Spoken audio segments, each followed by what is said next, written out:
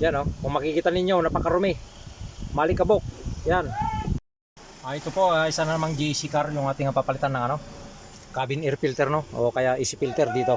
Dito lang gawin sa niya, sa passenger side. Bubuksan lang natin tong niya, glow box. Tapos dito sa gilid sa niya, pinaka bracket niya rito, kawit. Yan para kabilang gilid lang. Tapos tatanggalin natin tong kanyang glow box. Bababa natin. Yan, so binaba natin mga ka-GM no. Tapos dito lang po sa kanya ito may lock lang siya dito. Like and share po yung ating mga videos mga ka-GM para kahit sa mga driver o may-ari ng sakyan, kayang-kaya niya nang palitan ito. Madali lang siya palitan. Ito, tatanggalin na natin. Yan kung makikita ninyo, napakarumi. Malikabok. Yan. Punong-puno ng alikabok, kaya kailangan pong palitan yan para sa safety rin natin at sa kalusugan ng ating katawan, no? Kasi pag nandito tayo sa loob ng sakyan, bali iba yung amoy niya pagka malikabok. Amoy alikabok siya.